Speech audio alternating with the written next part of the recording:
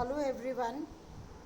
I welcome you again into the session of learning and introduction to a poet of great renown. And that poet today that we are going to discuss is Philip Larkin. We'll just have a small introduction to the personality, to the man, and to the creative artist that Philip Larkin was. I am Dr. Manju Sharma from the Department of English of Samrat Prithviraj Chauhan Government College, Ajmer. Philip Larkin, as the world knows, was born on 9th August 1922 in Coventry, England. He was not a poet in the main. He worked as a librarian and he had other interests that made him popular among the people. So, his interests in art and in in library science did not occur to his audience, that did not bring him and establish him as a poet to his audience when his first work of poetry, The North Ship, that was written in 1945, when this was put forward by him. The book primarily deals about the basic concerns that a well-read person has. And what are the concerns of a well-read person? The concerns of a well-read person is a sensibility and a maturity. So the poems that are there in this compilation of poems show him as a person alive to human experiences, alive to the mundane incidents in life. He could delight in writing about toads. He could delight in writing about thistles.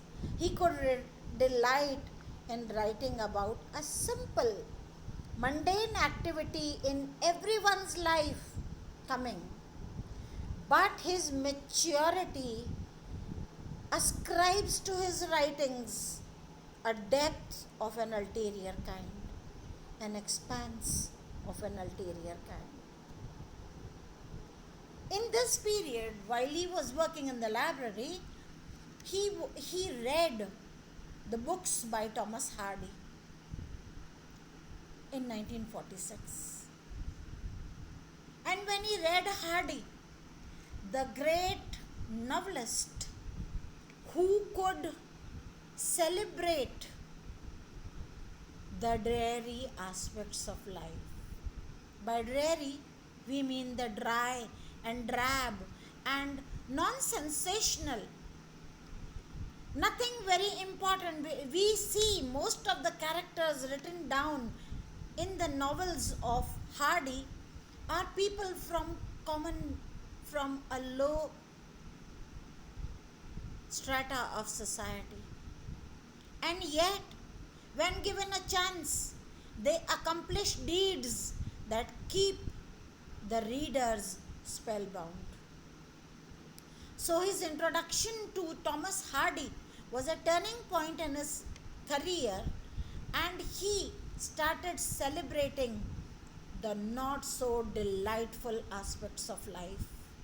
And therefore, in Philip Larkin, when he writes the poem Church Going, you will find him writing about the church going with his sensibility. The sensibility which states that churches will forever remain to be the places of a very unintentional interest. People might move in churches just because they are passing by the place. And yet, the maturity in him gives him the double meaning while he speaks church going, while he writes church going, that churches are going away from the face of the world. So his concerns, his very mature sensibility to writing down about small things in life and yet in an extraordinary manner is what is exclusive to Philip Larkin, the poet. In 1956, he produced another work, and which is titled The Less Deceived. See the title, look at the title. The Less Deceived. If someone is less deceived, means there are others who are too much deceived. And what deceives them? It is their own entity, it is their own existence, it is the world outside, it is the people who you think are your own, and it is your own, sometimes your own conception of the self. So this is a very prominent and very a work of very far reaching impact. This made him, this writing of this work, this compilation of poems, made him become a prominent and a leading figure in the group of the writers that were called the movement. The movement. The very name of that group, the movement, is not just a noun talking about the era that was the era of movement, but it is also a verb that shows that a poet is stirred somewhere deep within to cause a movement. The thing causes a movement in his heart, and this movement in his heart causes a movement for the readers. So this work, The Less Deceived, is of the genre of the new romantic writing in the style of Yeats and Dylan Thomas. Both who speak about nature, who speak about the nature of humans and the nature as destroyed by the humans. So he carries a fervor of these two artists as well. In 1964, again, he published Whitsun Wedding. Now, this Whitsun Weddings is a poem of great impact. This is the description, also the description and the narration of a small journey taken from a suburb of London to London.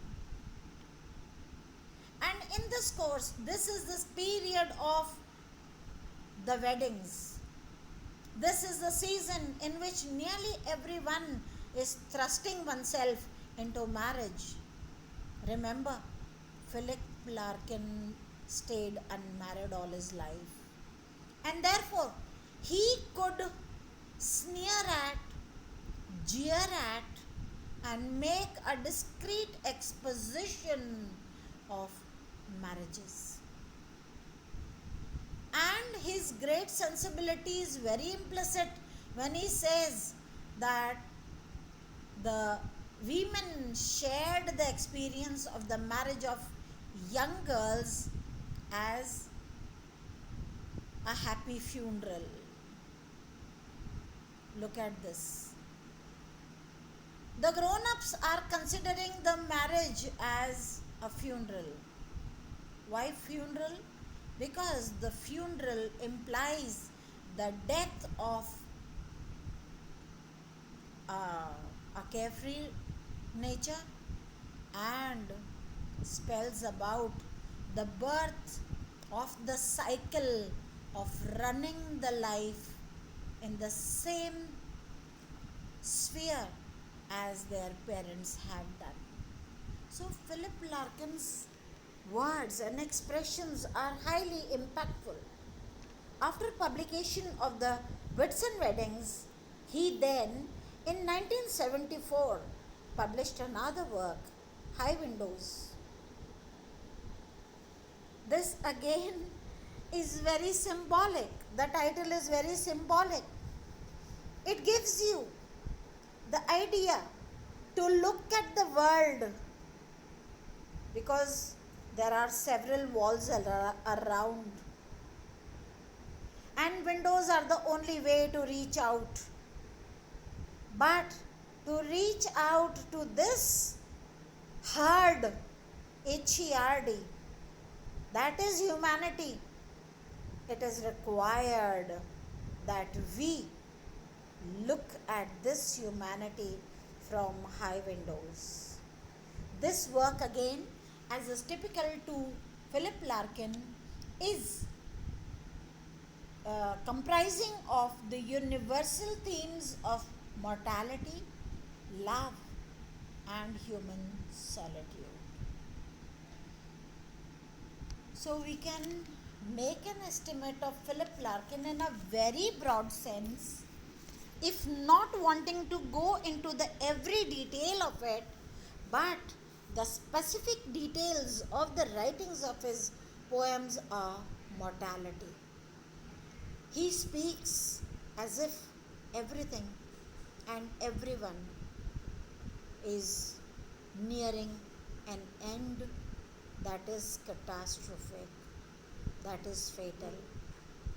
Though there are promises of rain, yet there would be those drives to move towards that ultimate truth, that is death. He also writes about love. Few poems that we are going to study together will have love for its theme, because love has been an immortal theme for nearly all writers.